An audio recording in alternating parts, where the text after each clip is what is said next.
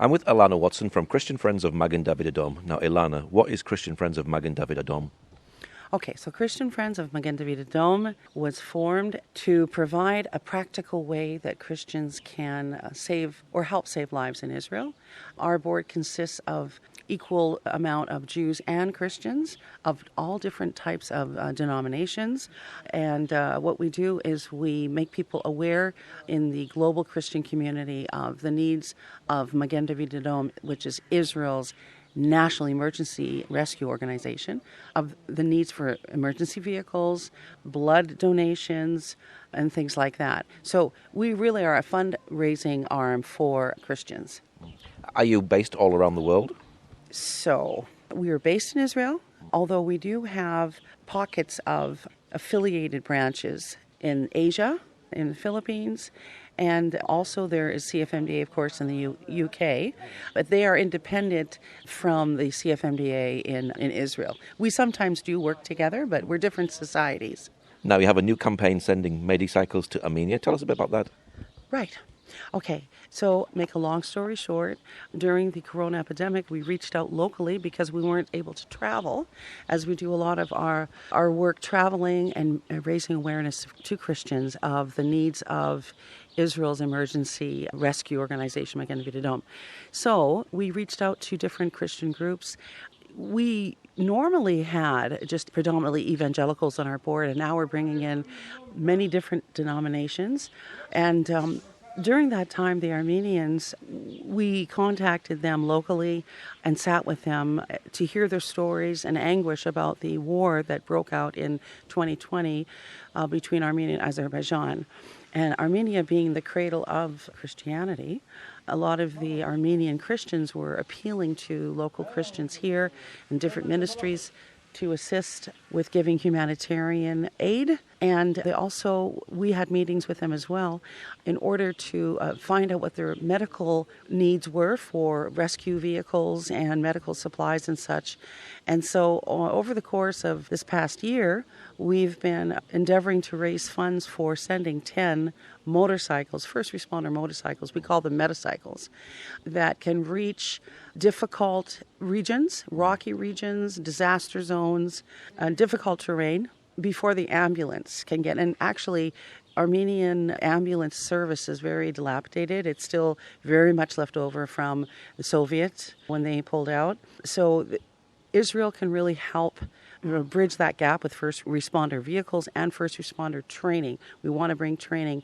Now, so there is some relationship building that needs to happen because of Israel being perceived as having been indirectly responsible for some casualties in the Armenian War as we sold drones to Azerbaijan.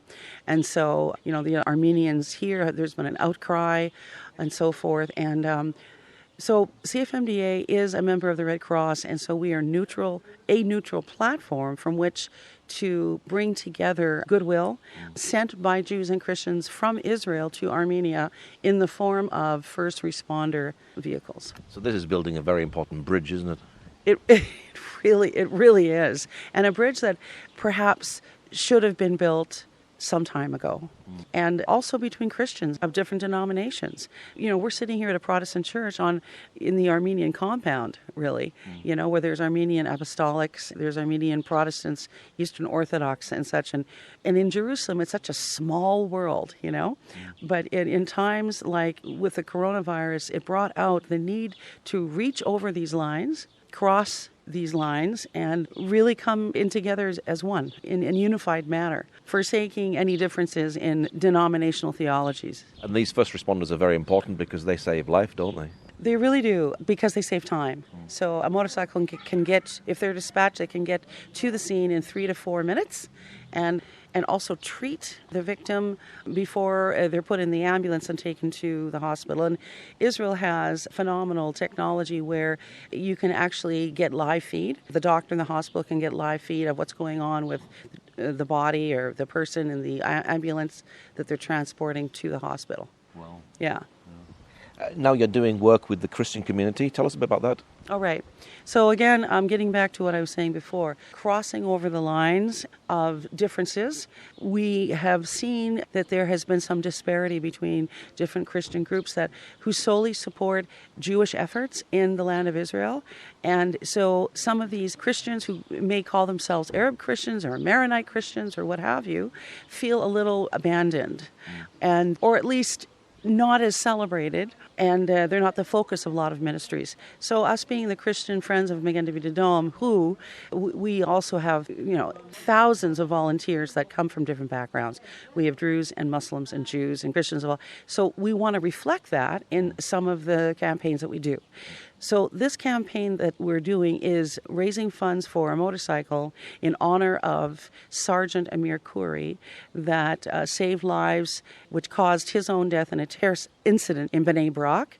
They're now since naming a street after him, and we would like to dedicate a motorcycle, a first responder motorcycle, in honor of his memory. And he was a first responder as well, wasn't he? Yes, he was. Yes, he was. And a lot of people know him here, and he's celebrated. And the name Khoury is very popular amongst the Christian population in Israel. Are there a lot of Arab first responders in Magen David Adom?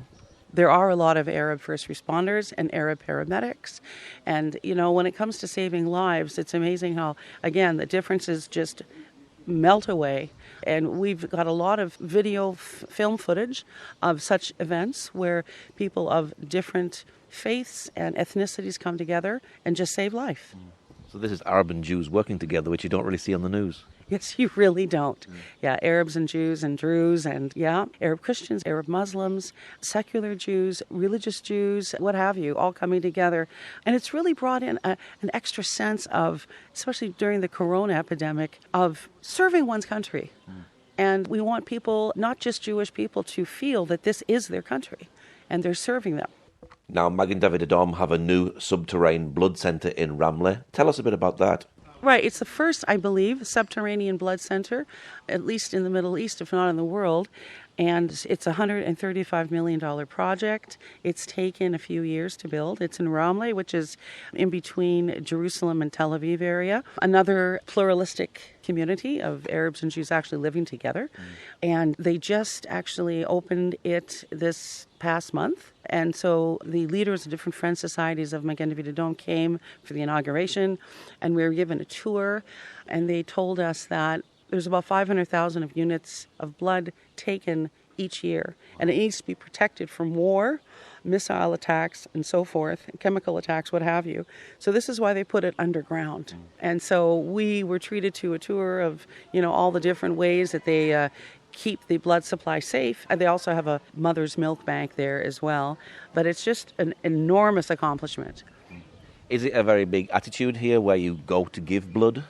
It really is, especially around holiday time, like festival time, Passover for sure. I think that's probably when they get the most blood donations during Passover. And also, we've been taking blood donations from Christian visitors for the past at least 5 or 6 years.